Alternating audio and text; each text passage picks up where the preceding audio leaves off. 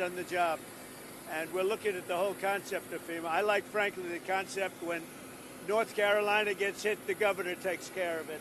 When Florida gets hit, the governor takes care of it, meaning the state takes care of it. To have a group of people come in from an area that don't even know where they're going in order to solve immediately a problem is something that never worked for me.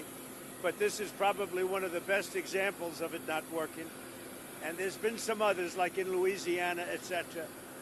So we're going to be doing something on FEMA that I think most people agree. I'd like to see the states take care of disasters. Let the state take care of the tornadoes and the hurricanes and all of the other things that happen. And I think you're going to find it a lot less expensive. You'll do it for less than half, and you're going to get a lot quicker response. So that seems to be the recommendation, but we'll be making that recommendation over the next couple of weeks. We're going to go to the site now, and we're going to figure out a plan for really demolition and cleaning, because not a lot's been done, and we're very disappointed in the Biden administration, but we're going to make up for lost time. And I said I'd do that, and this is about the earliest we could possibly be here, and we're honored to be here. This has been a great state. They're great people, and they've really been mishandled. But it's all, this group is going to be great, and we're going to get it taken care of. Any questions? How will you respond to FEMA? Do you expect to ask Congress for additional aid for North Carolina and California? It will be direct. In other words, the aid will go through us. So rather than going through FEMA, it will go through us. And I think maybe this is a good place to start. Because, and in all fairness to the governor, and in all fairness to everybody else, FEMA was not on the ball. And we're going to turn it all around. Yes. A lot of Americans think that this is symbolic of what your campaign was all about. America first, putting your priorities to Americans. Even going to California, where their policies might have been one of the biggest reasons why they've had these problems. But you're putting the American people first. Your thoughts on that? We are. Thank you. I like that question. Boy, I want more questions like that. That's even a statement. Thank you very much. He's a good man, that guy. And he's also a very professional reporter, I have to say. Thank you very much. Yeah, we're putting America first. We're putting, in this case, North Carolina and California. We're going to do a good job in California. That is a disaster like, I don't know if we've ever seen anything like it, frankly. They say the biggest in the history of California. I think, has anything bigger than that happened in the whole country ever? It looks like, I don't want to say what it looks like, but you know what I'm going to say. It looks like something hit it. And we won't talk about what hit it, but it is a bad, bad situation. And I guess I'm going to meet with some government officials, but I mean, much more importantly, and in California, just to revert to it for a second, millions of gallons of water are waiting to be poured down through already the half pipes that are already built. I mean, they've been up for 40 years, and about 20 years ago, they turned off the water. And it's the water that comes from the Pacific Northwest. Some of it comes out of Canada, and it flows there, and it probably has flowed there for 1 million years. And they turned it off, and they routed out to the Pacific. And in the meantime, you don't have water in the hydrants, you don't have water in the sprinkler systems. It's the craziest thing I've ever seen. And everyone's trying to figure out, why aren't they turning it back? They say it's the Delta smelt, it's a fish. But I find that hard to believe, but we'll figure it out. And without doing that, you're going to continue to have problems. President, what are you prepared to do, sir, if OPEC doesn't respond to your call to cut oil prices? Well, we want to see OPEC cut the price of oil, and that will automatically stop the tragedy that's taking place in Ukraine. It's a butchering tragedy for both sides, by the way. A tremendous number of Russian soldiers are dead. Tremendous number of Ukrainian soldiers, and a lot of people are dead from the bombing of the cities. But right now it's just bullets whacking and hitting men, mostly men, almost in all cases men. And over 1 million men are killed, and they're losing thousands of people a week. It's crazy. It's a crazy war, and it never would have happened if I was president. Would never have happened. This is crazy that it happened. But we want to stop it. Now, one way to stop it quickly is for OPEC to stop making so much money and to drop the price of oil, because they have it nice and high. And if you have it high, that war is not going to end so easily. So OPEC ought to get on the ball and they ought to drop the price of oil, and that war will stop right away. Mr. President, funding to Los Angeles because of its sanctuary city policy. I want to see two things in Los Angeles: voter ID, so that the people have a chance to vote, and I want to see the water be released and come down into Los Angeles and throughout the state. Those are the two things. After that, I will be the greatest president that California has ever seen. I want the water to come down and come down to Los Angeles, and also go out to all the farmland that's barren and dry. You know, they have land that they say is the equivalent of the land in Iowa, which is about as good as there is anywhere on earth. The problem is it's artificial because they artificially stop the water from going onto the land. So I want two things. I want voter ID for the people of California, and they all want it. Right now you don't have voter ID. People want to have voter identification. You want to have proof of citizenship. Ideally, you have one-day voting, but I just want voter ID as a start, and I want the water to be released, and they're going to get a lot of help from the U.S. Thank you very much. I'll see you in a little while. We'll see you at the site. We'll see you at the site. Deportation flights, where are they going from, where are they going to? Deportation's going very well. We're getting the bad, hard criminals out. These are murderers. These are people that have been as bad as you get, as bad as anybody you've seen. We're taking them out first. Thank you. Thank you. Thank you, Fred. Move through the grass. Through the grass. Oh. Fred, through the grass.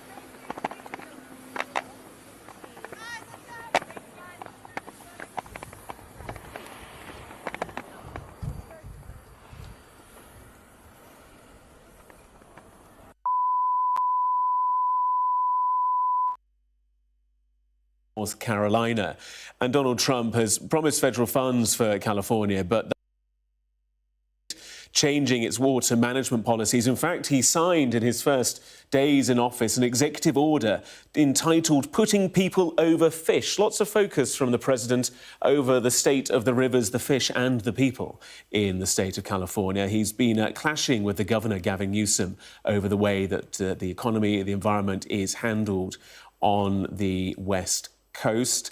He also has targeted FEMA, the Federal Emergencies Management Agency, 17,000 plus employees, and he said that money now will flow to states via the White House rather than that government body. We'll bring you more of his comments. There'll be plenty more to come here on Sky News.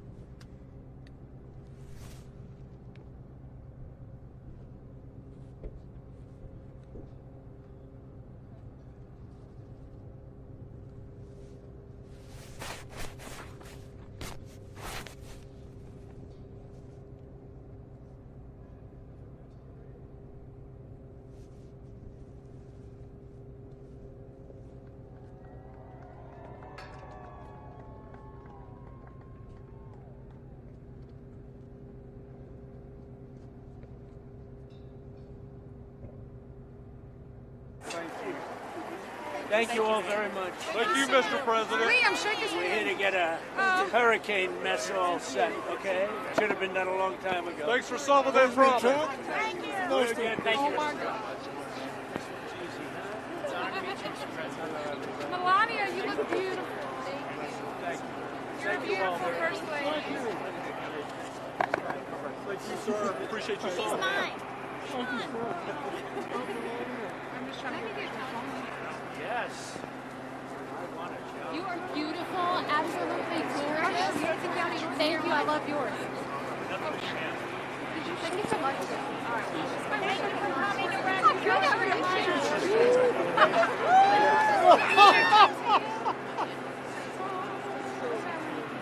You did too. I'm shaking. You're married up, sir.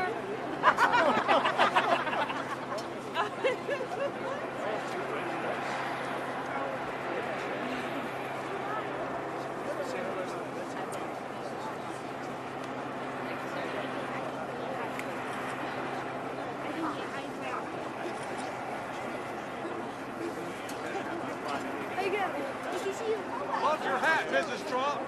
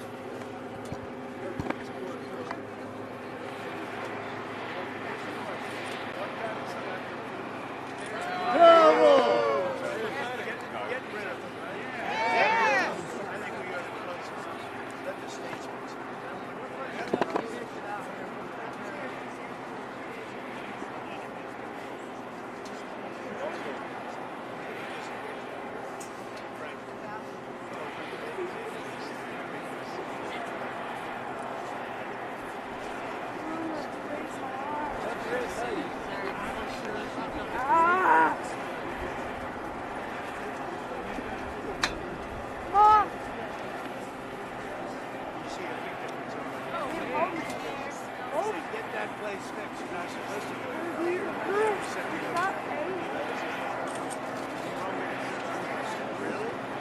North Carolina first.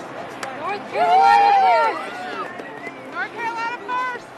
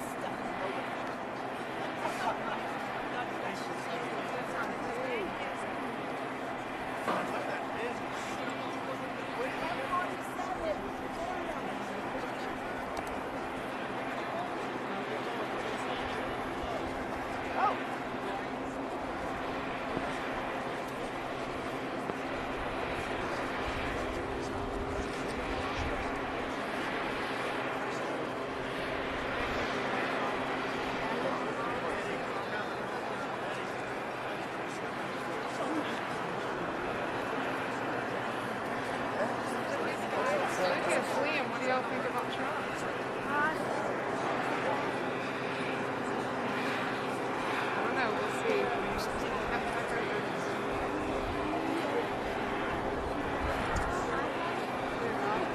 I'm gonna go back over there right now.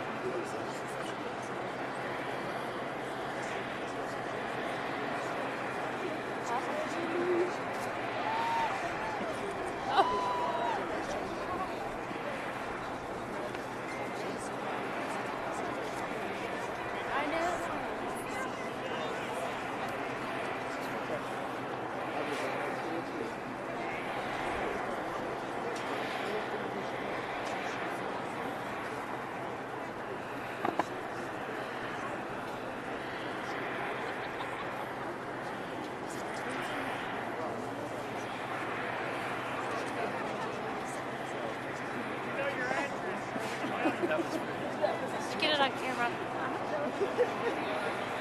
I know, I had to stick my tongue in my pocket.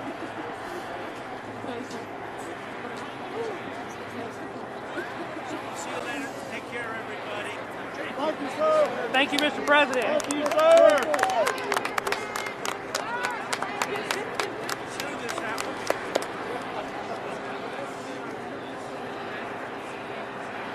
Hey.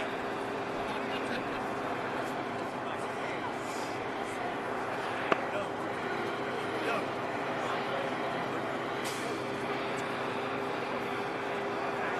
Bye, everyone.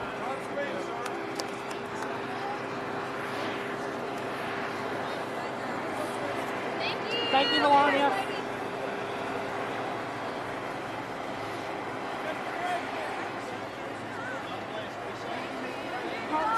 Let's go. Thank you, Mr. Trump. We love you! Thank you!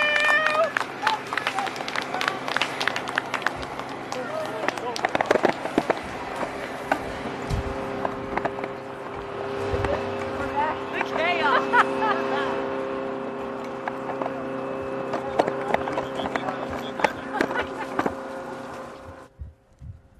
Supporters headed down to some of the hardest hit areas there. One of them, Swannanoa. Okay, one more time. President Trump just meeting with a number of supporters here at the airport. There was talk that he may do more of an aerial tour around western North Carolina, around the areas that were hit the hardest. That is not his MO. He is on the ground, headed to Swannanoa to meet with the family, meet with more supporters there. All right. And we cover the second half of it if we need to with this car driving. Okay. Okay. We can do another if you'd like. I think we could do one with them driving on. Now on his way. Okay, yeah, maybe just a little tighter, a little more concise. Yeah, Okay? yeah. Okay. So yeah, I'll get his car. Okay, and sec.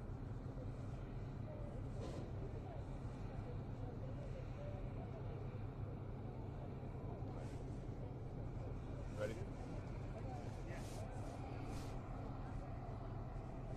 President Trump meeting with My bad. One more time. 3-2. President Trump meeting with supporters here at the airport. There were talks that he might do an aerial tour of the area, of the hardest hit areas here in western North Carolina. That's okay. Here we go. 3-2. President Trump meeting with supporters here at the airport. There were thoughts that he might do an aerial tour around looking at the hard hit areas, but that is not his MO. He is now headed to Swannanoa.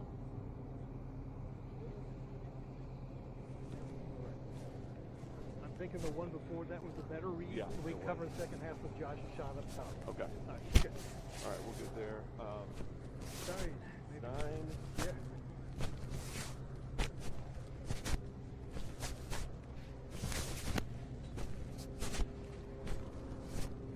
So I'll hold on to this. Yep. I'll get you.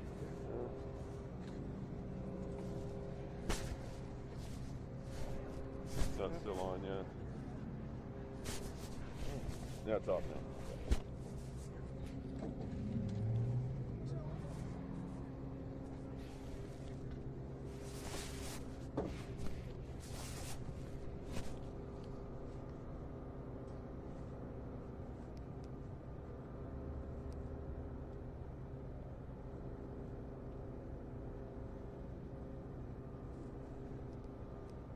We appreciate it, and Michael Watley has been incredible wherever Michael is.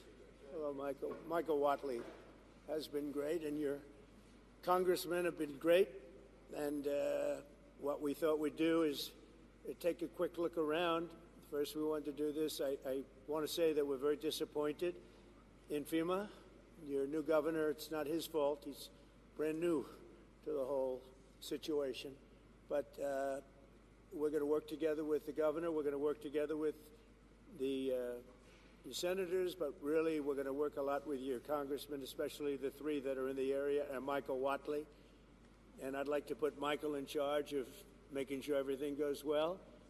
And Franklin Graham has been unbelievable. We've made a big contribution to Franklin, and we'll continue to do so. But I've been hearing nothing but praise for the job that Samaritan's Purse has done with Franklin, and we appreciate it. Where is Franklin? He's around here someplace.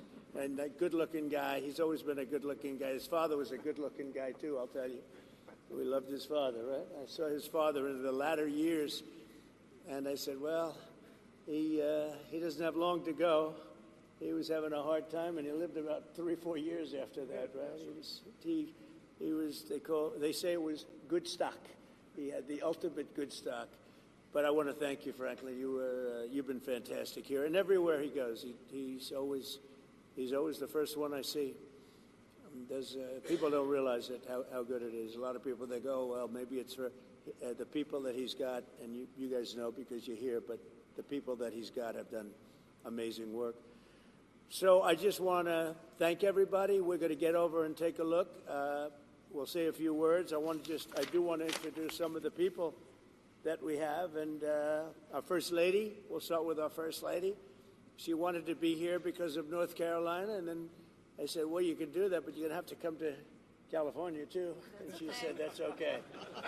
And we got to fix that one up, too. Do you ever see anything like that one? It's, who would have thought that could have happened? So, Governor Josh Stein, thank you very much. We appreciate it.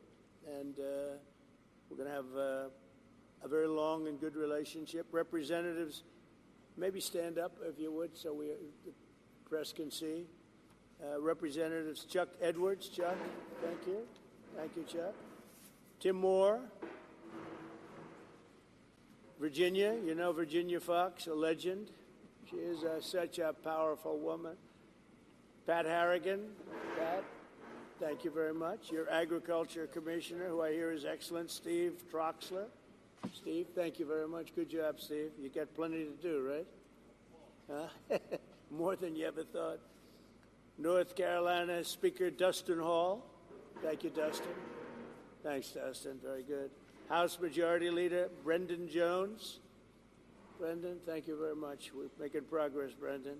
State Representatives Dudley Green, Carl Gillespie. Thank you very much, fellas. Good. Good. Thank you very much. State Senators Kevin Corbin, Warren Daniel. Thank you. Thank you very much, Kevin, Warren. And County Commissioner Jennifer Best. Thank you, Jennifer. Thank you. So Hurricane Helene was one of the worst natural disasters in American history. It was far worse than it was even billed. I have never seen such water damage. It was largely water damage, wind damage, but water damage nobody's ever seen. I've been here, as you know, numerous times, but now I'm here in a position where we can do something, meaning I've been in office for 4 days, and I wanted to come sooner, but actually they had a little problem with getting logistically in here, but I would have been here even sooner. 104 North Carolinians have lost their lives. Is that now a fairly firm number, or are they still finding people? You know, what do you think? They're still finding people? Pretty much okay? It's a lot of people. 104 people lost their lives. 73,000 homes were severely damaged or destroyed. And I'll tell you, I've been to a lot of them, and this was like lots of hurricanes in one. I've never seen such damage done by water.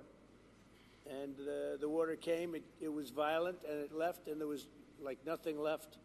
It's really pretty amazing. At one point, half of the emergency calls to FEMA went unanswered. That's real bad. FEMA was not doing their job. The city of Asheville went without running water for 2 months. A whistleblower testified that some FEMA employees refused to help people who displayed Trump signs on their property. I think that's true, isn't it? I read that. It's not nice. That's not too nice, is it? But whoever those property people were, thank you very much. Michael, is that true?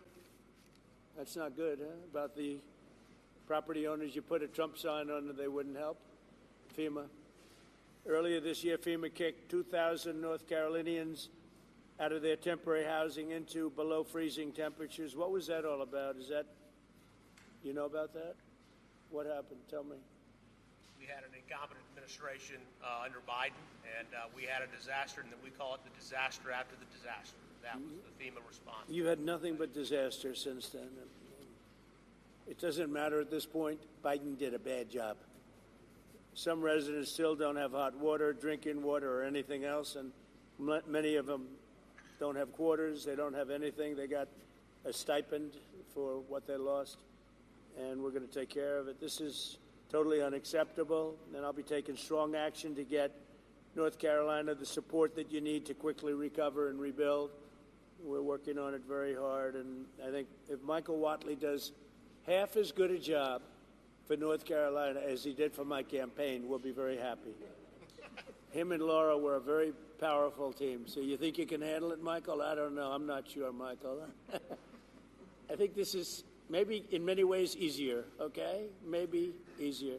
But you're going to lead the team. Do you want to say who the congressmen are that you want to appoint? Do you want to introduce them? We have Virginia Fox, Chuck Edwards, and Tim Moore, whose districts encompass the area. And they are the districts that were most severely impacted, right? You were affected then, Virginia? Yes, lost my own driveway. Really? No. I'll also be signing an executive order to begin the process of fundamentally reforming and overhauling FEMA, or maybe getting rid of FEMA. I think, frankly, FEMA is not good. I think when you have a problem like this, I think you want to go and, whether it's a Democrat or Republican governor, you want to use your state to fix it and not waste time calling FEMA, and then FEMA gets here and they don't know the area, they've never been to the area, and they want to give you rules that you've never heard about. They want to bring people that aren't as good as the people you already have. And FEMA's turned out to be a disaster. And you could go back a long way. You could go back to Louisiana. You could go back to some of the things that took place in Texas. It turns out to be the state that ends up doing the work. It just complicates it. I think we're going to recommend that FEMA go away. And we pay directly, we pay a percentage to the state. But the state should fix this. If the state did this from the beginning, it would have been a lot better situation. I think you guys agree with that, right? So I just want to say that Asheville, I know it well. It's a great place, and we're going to have it be a great place again. That was the one that was most severely affected. But North Carolina is going to come back bigger, better, stronger than ever before. And you're going to be very thankful. And you've already seen, I know that it really began 4 days ago, but you've already seen more action than you have in the last 3 months. And we're going to get it together. We're informing the Army Corps of Engineers to get going because you have a lot of river breaks and a lot of areas that you're going to need some pretty big work. And they're on their way. They're going to be working much harder than they've been working in the past, and we're going to take care of it. Any questions from the press of any of the congressman, governor, anybody? Sir, are you going to sign an executive order on FEMA, getting rid of it?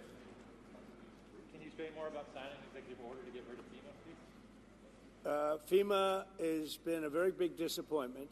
They cost a tremendous amount of money.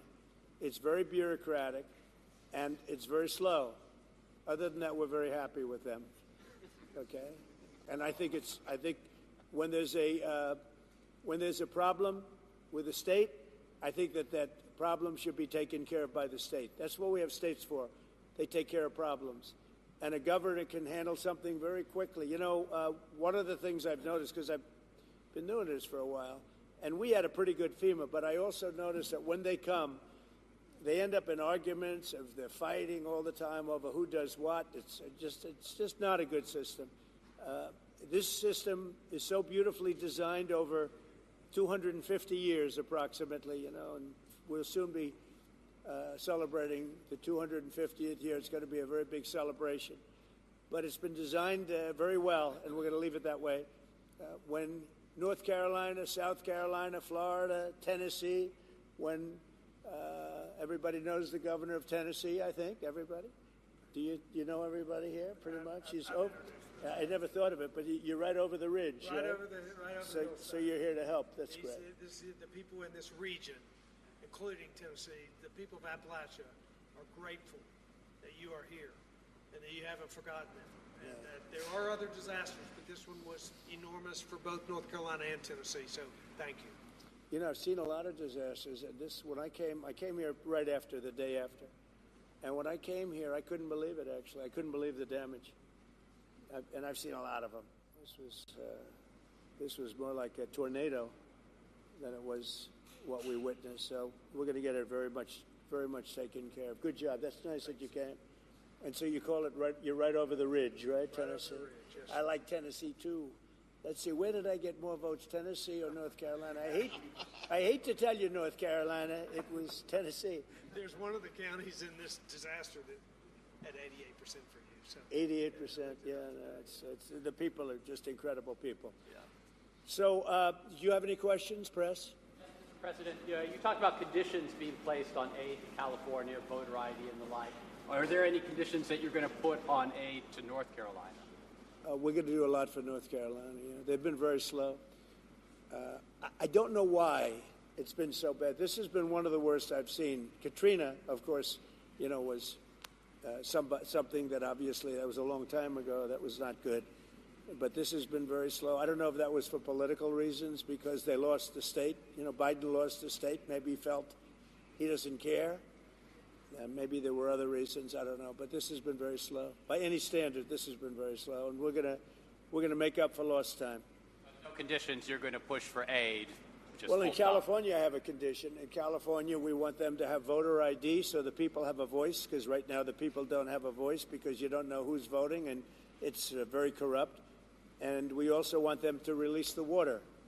If they released the water, they wouldn't have had a problem. If they released the water when I told them to, because I told them to do it 7 years ago, if they would have done it, you wouldn't have had the problem that you had. You might not have even had a fire. So, but here I don't have that. It's a different thing. You got hit by a storm. The people are incredible. They worked really well. Franklin was fantastic, and other groups. By the way, other groups came in that were also fantastic, and other states came in. Tennessee and a couple of others came in, and they really helped. That's the way it's supposed to be. No, this is a different kind of a thing. About what? Have you decided how much funding you would allocate for disaster relief? I haven't. I have to see what it is.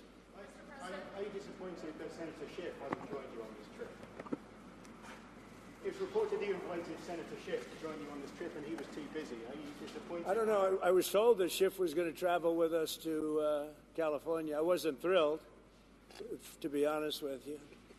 And I saw him last night on television. It looks like he got hit with a baseball bat or something. What happened to him? Something happened to him. It looked like he got hit. It looked like he got beat around. But I'll ask Caroline to find out what happened to him. No, if he wanted to come out, I would have done that. But I don't know. Somebody said that he wanted to come on the plane, but I think he's staying back for the votes. There's some pretty good votes going on. Yeah. Mr. President, what is your timeline for getting rid of FEMA? For this one. For this one? You just talked about possibly getting rid of FEMA. What timeline are you looking at, and how would you do that? Well, we're looking here. Here you're talking about. To start, we're going to start immediately, timeline. And to finish, it's going to be a period of time. You know, people are also rebuilding their houses. How long does it take to build a house, right? It takes some time. And I want them to build houses bigger, better, nicer than they had before, so they can have, at least they get something out of this disaster. This was a real disaster. No, timeline will be fast. In terms of infrastructure, I think very fast. I want to thank Elon because Elon was able to get us communication systems, as you know, Starlink. We had no communication. The first day I got here, I was asked by one of the people, one of the really great representatives, professionals, that is there any way you could get Starlink here, because they had no communication whatsoever. And I called up Elon Musk, and he had, you know, hundreds of units brought here, brought immediately. And it's hard to get. They couldn't get them before. And that made a lot of difference. I think it saved a lot of lives, actually. Yeah. Infrastructure-wise, we'll do it quickly. Sir, can you just talk about how long you think it might take to get rid of FEMA? What's the timeline on that? If you're going to roll it back? Yeah, I would say, look, as far as I'm concerned, I'm not really thinking about FEMA right now here. I'm thinking about Michael Whatley, and I'm thinking about the 3 Congress people that you just heard from, and also the other people in Congress, and they'll be working with the governor. They'll be working with the governor, so. That's what I see. Change the subject real quickly. The Laken-Riley Act was signed by Speaker Johnson yesterday. Right. When do you anticipate to sign that into Well, office? we're honored by that. Laken-Riley, I was there at the time, and we had a big meeting with the parents right after that horrible thing took place. And we have an act. You all know what that act represents. And it was a bipartisan bill.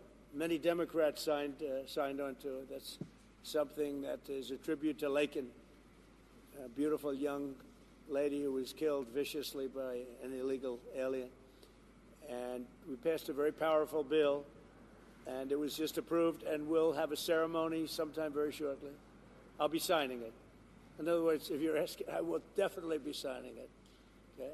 Yeah. Mr. President, the security detail for Anthony Fauci was terminated last night, and I'm wondering if you have any comment on that. About what? The security detail for Anthony Fauci was terminated last night, sir. Do you have a comment? No, I think, when you work for government, at some point your security detail comes off. And, you can't have them forever. So I think it's very standard. If it would be for somebody else, who wouldn't be asking the question. The question is very fair. But, you work for government. We took some off, other people too. But you can't have a security detail for the rest of your life because you worked for government. Yeah, we'll see what happens. Would you feel partially responsible if something were to happen to, say, Dr. Fauci No. or John Bolton? No. They all made a lot of money. They can hire their own security, too. All the people you're talking about, they can go out. I can give them some good numbers of very good security people. They can hire their own security. They all made a lot of money. Fauci made a lot of money. They all did. So if they, felt that strongly, I think that certainly I would not take responsibility. North Carolina is a state that relies on trade and manufacturing. Are you going to have an announcement on new tariffs coming soon? Is there a timeline now? Yeah, the tariffs are going to make our country rich. We're going to be a rich, rich country very soon. Tariffs are going to make it rich, and competence. We have common sense, competence, and tariffs.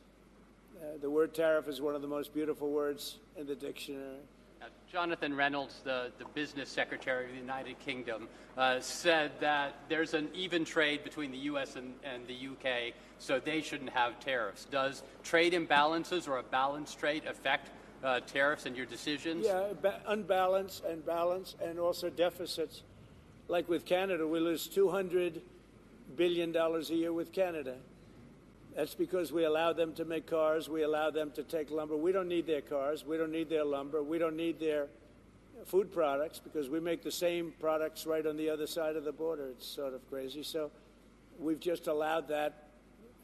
Bad management has allowed it over the last 4 years in particular to become very imbalanced.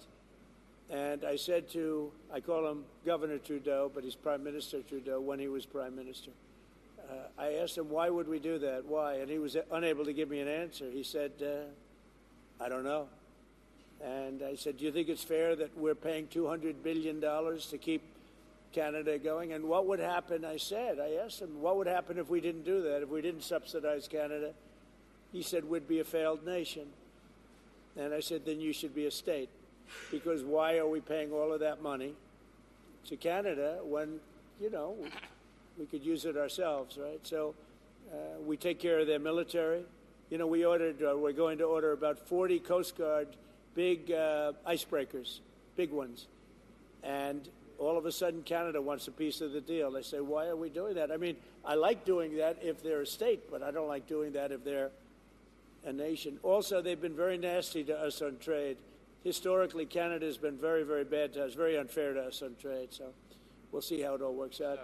The United Kingdom I would might be in a love better to see spot. Canada be the 51st state. The Canadian citizens, if that happened, would get a very big tax cut, tremendous tax cut, because they're very highly taxed. And you wouldn't have to worry about military. You wouldn't have to worry about many of the things. You'd have better health coverage. You'd have much better health coverage.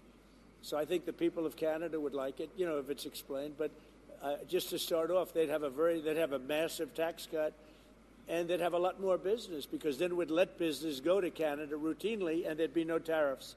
If we did that, there'd be no tariffs. The United Kingdom might be in a better spot then. Reverend Franklin Graham's been a great asset to the state. talk a little bit about the way Samaritan Purse has helped North Carolina. Yeah, say once again, the first Reverend Franklin Graham has been a big part of Samaritan Purse and their aid to North Carolina. Just want to get your thoughts Well, on that. Franklin Graham has been a big asset to the state.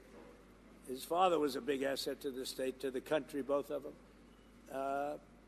I just think this. I think Franklin and other people that are doing what Franklin have done, but I've known Franklin so long. He was at the inauguration. He made a speech, beautiful prayer. He does a great job. And we made a big donation, and it was money well spent. Sometimes you make donations, it's not well spent. He's done a great job here. He's done a really great job. So I want to thank you. We're going to the site now, and one of the sites, and I think for those that haven't seen it, you won't even believe it. But not enough work was done. We'll get it done fast. And I can speak for the Republican congressman. We're going to knock it out, right? We're going to knock it out. And I think we take it very personally because North Carolina was very unfairly treated. Very, very unfairly treated. And it was obvious. It was too obvious. And we're going to make up for lost time. So thank you to the people of North Carolina. Thank you, everybody.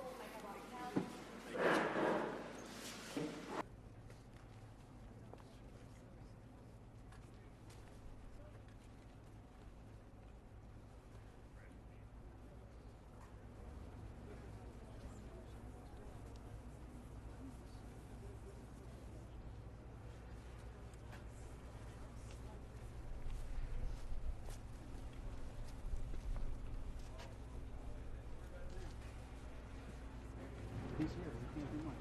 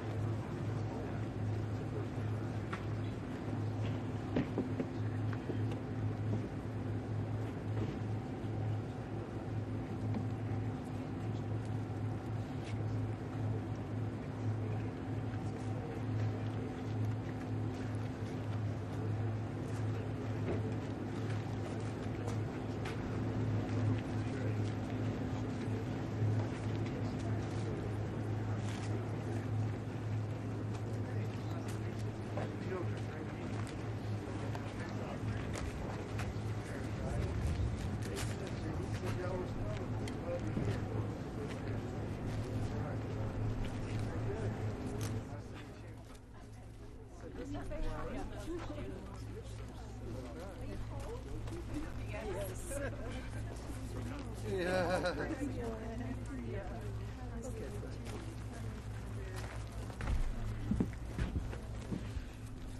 It's a great honor to be here with these people today that have suffered so much. And to lose everything you have, and you just wonder what you're going to do and where you're going to go. And we just thank God, and I want to say thank God that He's given us the resources to be able to help. And a lot of people have helped, and not just Samaritan's Purse, but there's been many different organizations and volunteers that have just come to Western North Carolina and East Tennessee to help. I grew up, this is my backyard, I grew up about 8 miles or so from here. And went to high school right down the road, about a mile down the road. And so this is home to me. But we've got a family today. We've got the West family. This is their house. So we're here today to show the president just a little bit of the damage and the problems that the people of Western North Carolina are facing. So, Mr. President, thank you for what you have done for Western North Carolina. Thank you for coming again to see. Thank you, your son Don Jr., he came with us twice. And so they've taken a real interest. And this isn't a politician coming down here looking for votes. This is a man who wants to do something, who wants to see some changes, who wants to make life better for you. So thank you. And Melania, thank you so much for coming. It's an honor to have you here with us. So, Mr. President, please. Thank you very much, Franklin. Thank you. All right, good man. He's done a great job, fantastic job. And we've come to North Carolina with a simple message for all the people of this region who are hit so hard by Hurricane Helene. And that message is very simple. You are not forgotten any longer. You were treated very badly by the previous administration, and I'm here after a few days of the administration. We're going to California, Los Angeles. They got hit hard, as you know. A lot of that could have been prevented, I think, if they had water, which they had plenty of, but they didn't use it. But I'm going there, and it was set up to go there. They said, well, wait a minute, what about North Carolina? They said, well, what would you? I said, I have to stop there first. I'm stopping in North Carolina. So we made the stop, and I feel very good. You're represented by some great people, great congressmen are with us, and we're going to get involved with them. And Michael Whatley is here, who is the head of the Republican Party. He worked with Laura Trump to take us through to a tremendous victory, one of the, as the media says, one of the most consequential presidential elections ever. They say in 129 years, whatever that may mean. But whatever it is, it was a great election we had, and we won your state. All 3 times we won your state. And all 3 primaries we won your state. So we won it 6 times, I guess, Mr. Congressman. Huh? And it's a great place, and I wanted to come here. And before I went anywhere, frankly, in the campaign, I promised that I'd come back to Western North Carolina to help the people of the state, and today here I am to deliver on that promise. And we have a lot of things in mind, and we're getting the Army Corps of Engineers all set. You need your riverbanks fixed. You need a lot of roads fixed, and we're going to get it done in rapid time. And I've asked Susie Wiles and all of my people to start calling up, get the Corps ready, and they're going to get ready to go.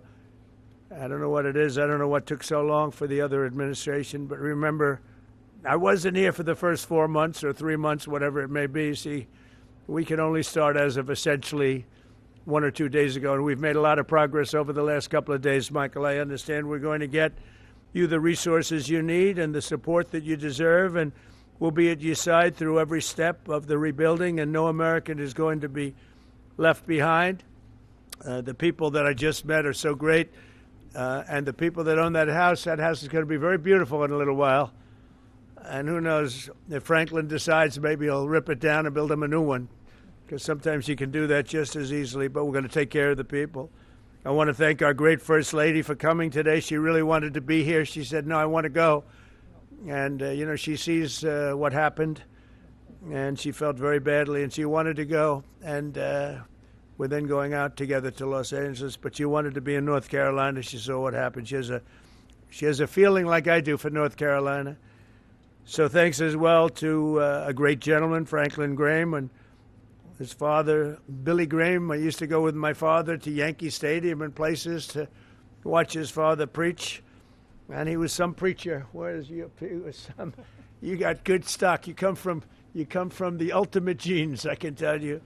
But he was really something. And Franklin, though, has done so much, and his father's looking down on him right now. I guarantee for a long time he's been looking down on Franklin, saying, "I'm very proud of you, son." He really is, because what Franklin's done with Samaritan's Purse is incredible.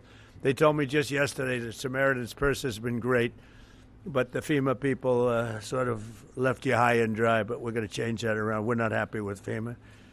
As well as all of the representatives. You have great representatives here. Chuck Edwards, who's here someplace. Where's Chuck? Where's Chuck? Chuck. Tim Moore. Tim, thank you, Tim. Great job, too. Both of you guys. Virginia Fox, a power. She's a power, that one. Don't ever have her as your enemy. It's not good. It's not healthy. Pat Harrigan.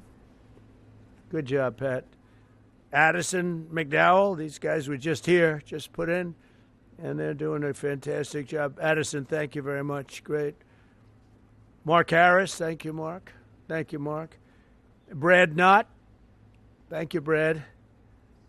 Greg Murphy. Fantastic guy, my friend for a long time now, right?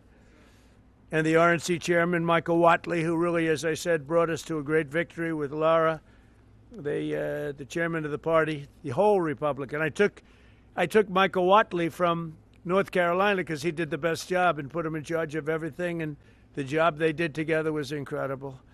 Last September, Hurricane Helene became one of the deadliest natural disasters in modern American history. Rainfall rose to far more than 30 inches, which is lethal, unleashing unprecedented devastation throughout western North Carolina and many other states, as you know, but you got hit the hardest. The highest responsibility and deepest obligation of the American government is to protect its people, and that's never truer than in times of emergency like this. Unfortunately, our government failed you, but it wasn't the Trump government. It was a government run by Biden.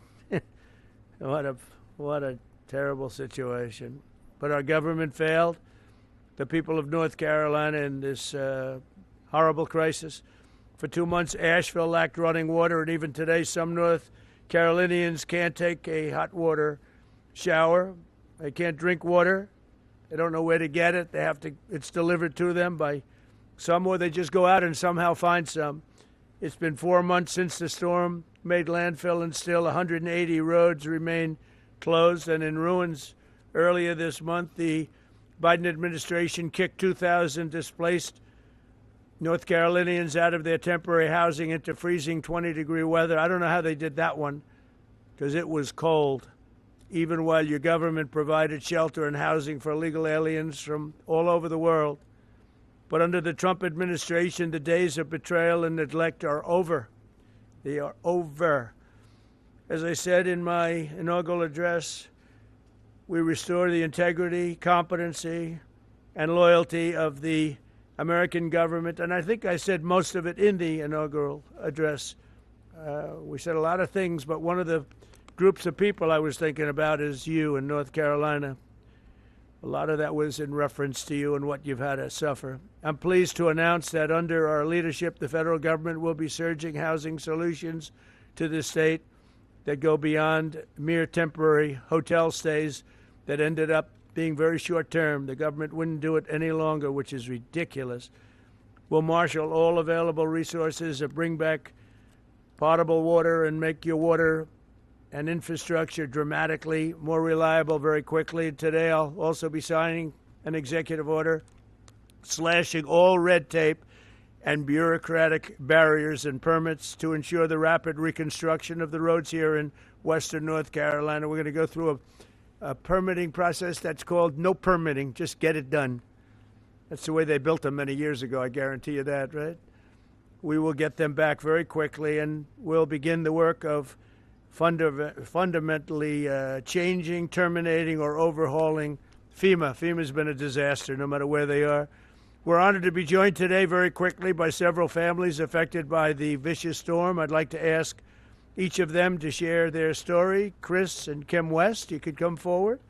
Ramona Nix, Jackie Mitchell, and Thomas Gary Bright. And finally, the Wright family. And come on up and maybe say a few words, please. Thank you very much. Hello. Hi. Come on in here.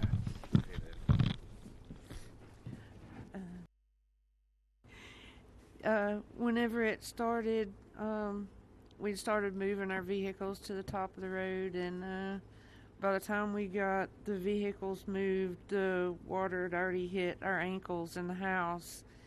And so I grabbed my purse and my little pug dog, and my husband grabbed the dog food and put it in a trash bag, and by the time we got out into the driveway, it was already waist deep, and there was sticks and that kind of thing.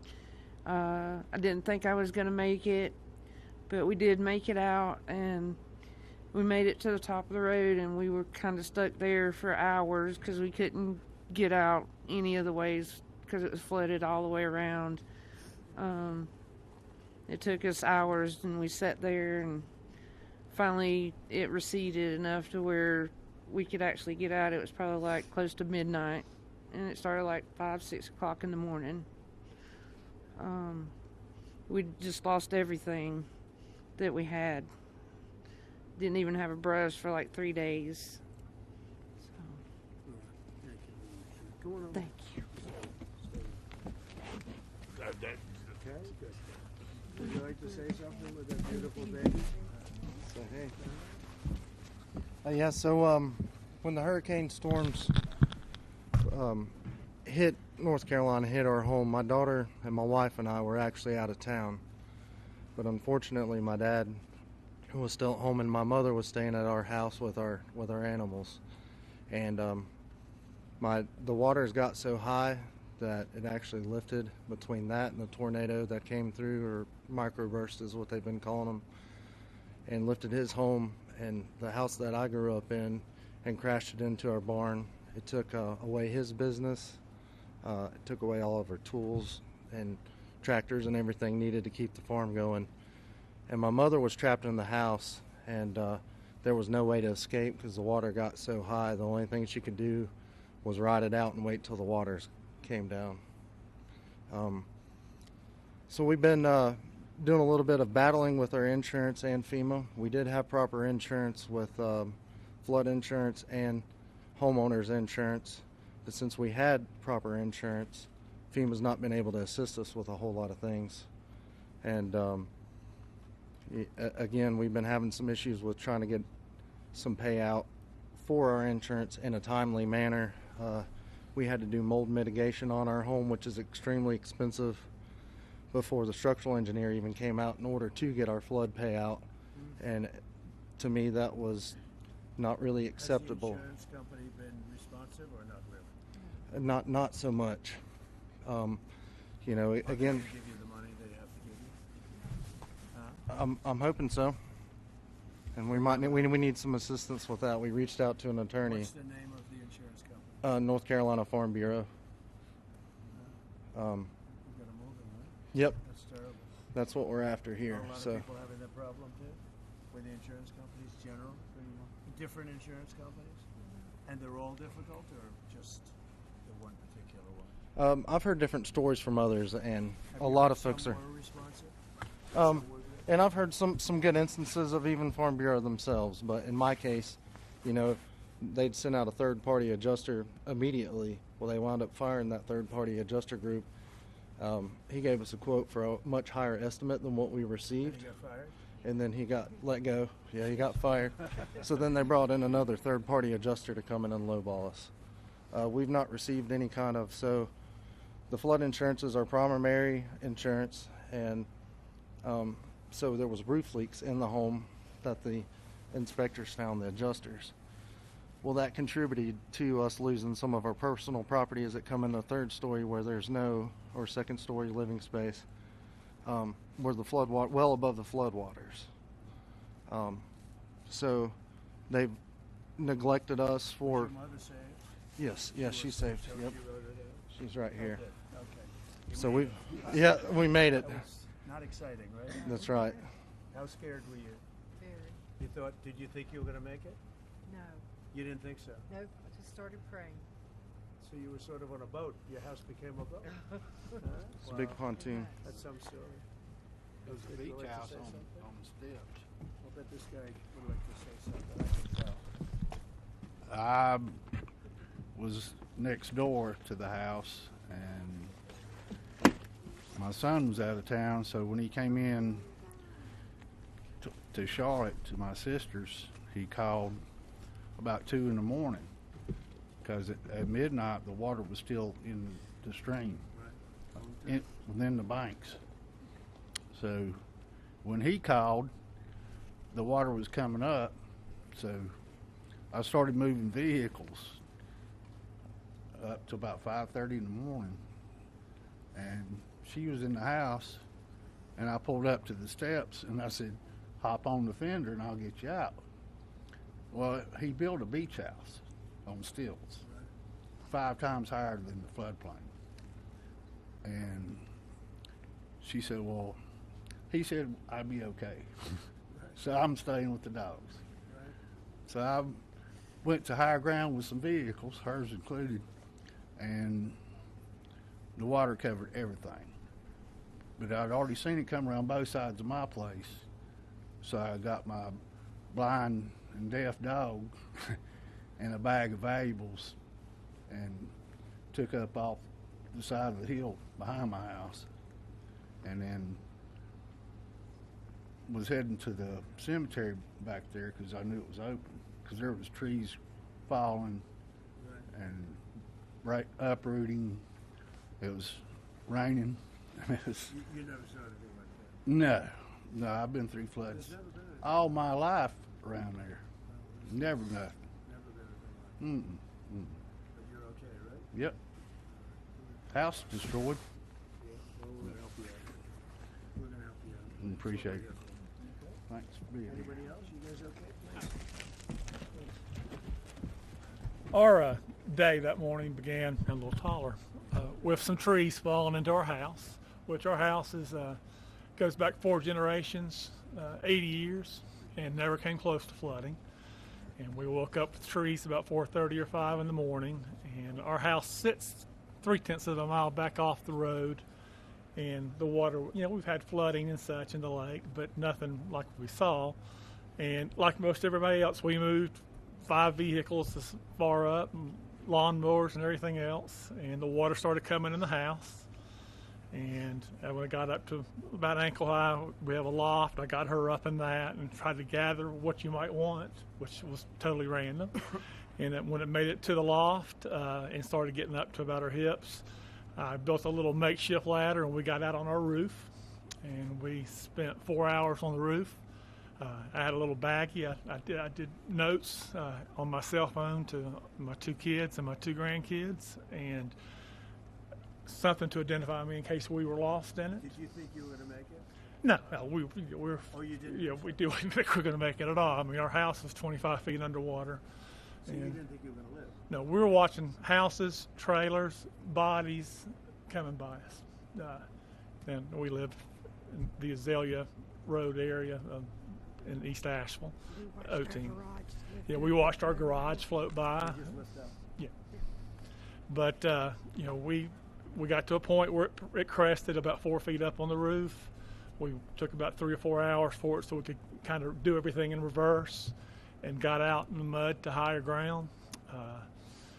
And I got out higher ground up to the subway and got over to her daughter's house, where when she saw that I didn't have her, she lost it. And I was like, she's okay, she's alive. And we tried to make our way back in there and gather things best we could. But, found a body right away. There was about 8 bodies in our area that first 2 weeks located. And we were lucky we weren't one of them, and blessed. But like other people, no insurance on flood insurance, so we had to depend on FEMA. They did what they could do, and of course it's not enough. Yeah, that's crazy. But Yeah, again, we're thankful to be alive, but it's a long haul. What are you doing now? Staying in a camper.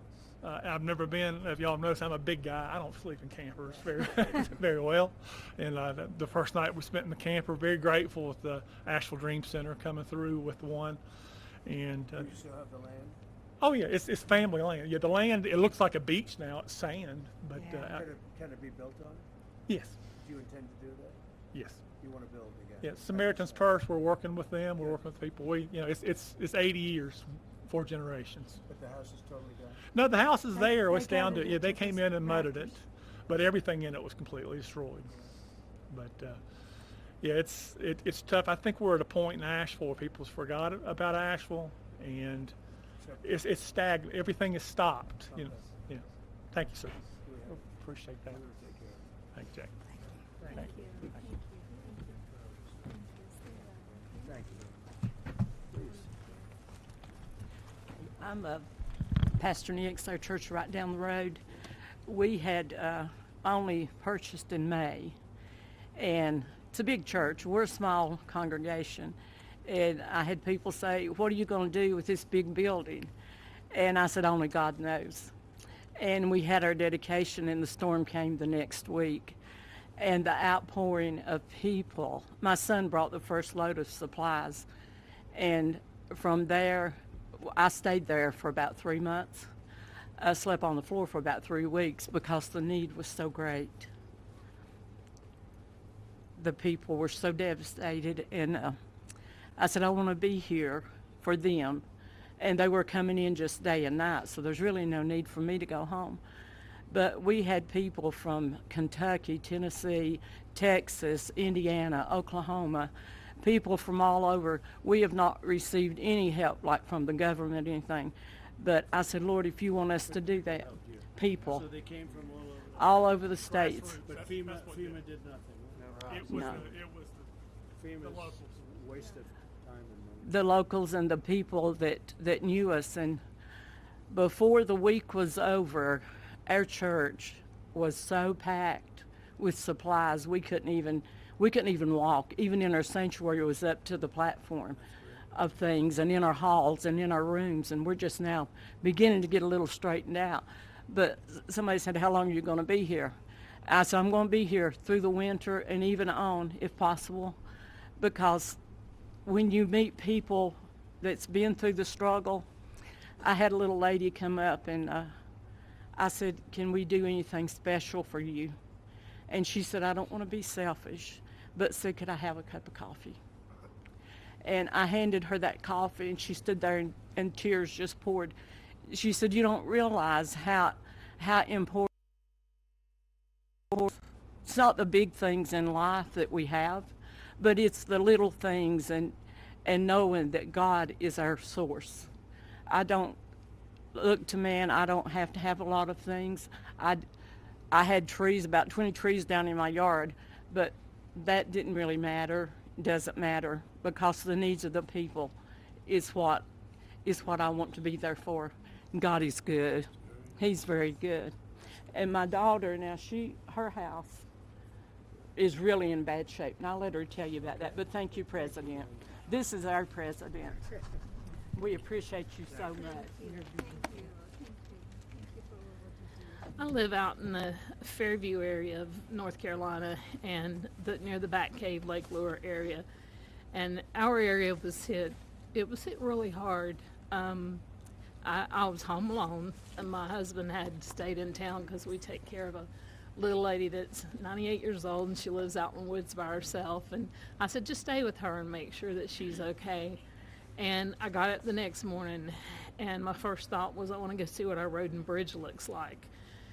So as I was making it down to the road and the bridge, there was no road and bridge. And so, here we are, we're like at a little island, we can't access the main road or anything. And then the fire department came by the next day and said that they were evacuating me and my neighbor because a landslide was going to come. And they told me to get my stuff and get ready. And so while I was getting my stuff and getting ready, there was a knock at the door, so I thought it was the fireman. And I went to the door, and there stood my 21-year-old son his name's Nathan, and he had drove as far as he could to get to me, but he hiked 5 miles, and it took him a really long time. And he got there, and he said, "Mom, grab a bag. We gotta go." And I said, "Son, there's no way I can hike out of here." And he's like, "No," he said, "we gotta go." So we started hiking out, and I seen one of my neighbors who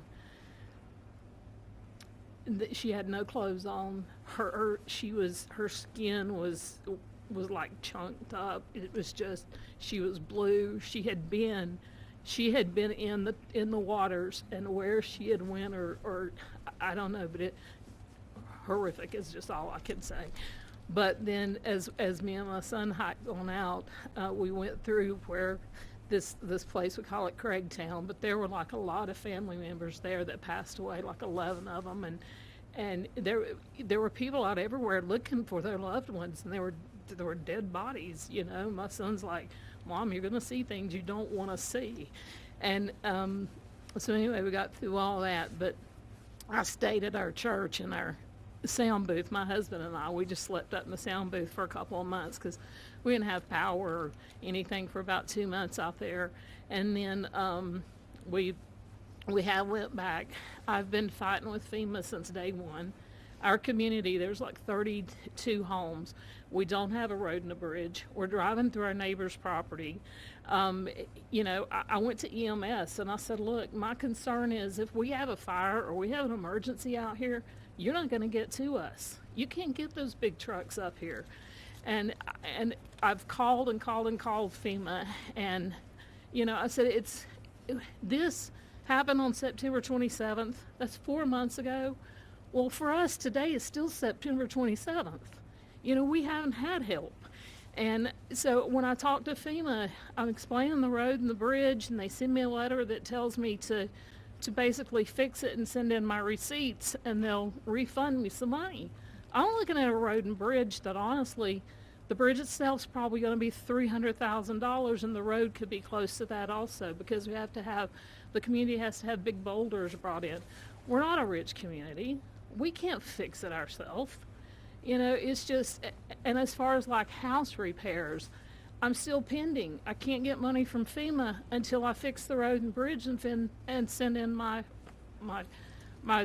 proof that it's fixed and everything. It's just, it's been a nightmare, and I totally feel like that we have been forgotten. If it had not been for our fellow American citizens who stepped up to help us, I don't know what we would have done. I have 5 neighbors around me who completely lost everything. You know, I have damage to my house, and I don't feel entitled. I'm embarrassed to even say I need help, because, you know, and sometimes there's even that survivor's guilt is what they're calling it, but you feel guilty to even be alive sometimes. You know, when you look around, you see your neighbors that are gone, and it's just, you know, we need help. I wrote a letter to send to Congress. You know, I don't understand what's going on. If we can't get FEMA help, then will you guys help us? Will you step up and be our fellow citizen? Will you step up and be our neighbor and send us something? Help us get our community back. I could go on. It's just I don't know, it's just heartbreaking. I appreciate you. Good daughter you have, huh? Good daughter. Take care of Mom. And your son must be great. My son is great. No, he sounds like a real leader and smart. He really is. Hike in. How would you have been if he didn't come and get you? I don't know. I'd just would have been there until, because the only thing we could do, there was no way to get out there. The only thing we could do is just hike up to the church, the first church that was up there, about 3 miles, to get, you know, maybe what we needed or something. I don't know. He is. Thank you. Well, again, thank you very much, everybody. So we're going to be here. We're going to be working with our congressmen and women, and they're going to do a job. And Michael Watley is going to be very much in charge, and you'll get it done. And FEMA's ready to rock. They haven't done the job because they weren't really told to do the job by Biden. I guess Biden was thinking about other things, wasn't he? But they weren't told. What they did, what the past administration did to North Carolina is a disgrace. So I just want to wish you all well. I was here right after the event, and I couldn't believe it. I have never seen anything like it. I've seen a lot of bad things, but I've never seen anything like it. And it's an honor to meet the people behind me, and it's an honor to be with our congressional delegation and some of the other politicians in the area. And it's an honor to have Michael Whatley at my side, because maybe we wouldn't be standing here as president if he wasn't. Him and Laura Trump were unbelievable as the head of the Republican Party. So he happens to come from a place called North Carolina. So I said, Michael, fix it. So good luck. Good luck. And we'll supply what you need. You know that. Okay? Thank you. Thank you all very much. Thank you very much. Heartbreaking stories, and how there's been so many local groups Yeah. stepped up to assist Yeah, these that's families. one of the things you Is hear. there any talk on having money instead of going to FEMA and going through the bureaucracy to go get them? That's what I want to do. We want to bring it locally so that a state takes care of its problem, and then they can bring it down to a local level, like Samaritan's Purse and Franklin, because that's one of the better examples. But you had numbers of people that did a great job. You have groups that did a great job and organizations. The one that didn't do a good job was the government. They did a bad job. They did, in many ways, they did no job. They weren't even available. So, good question. The answer is we go local. I think it'll work much better. FEMA is a very expensive organization that really doesn't work out very well. It hasn't. This is not the only example. So it was up to me right now. It ended right now, and I just let the state take care of the problem. I mean, you can always have problems. Let the state, if it's Florida, it's a hurricane, let Florida take care of it. They don't need FEMA to come in. Yeah? In FEMA, outside of FEMA? Yeah, I envision a very important role for him. It's any role he wants.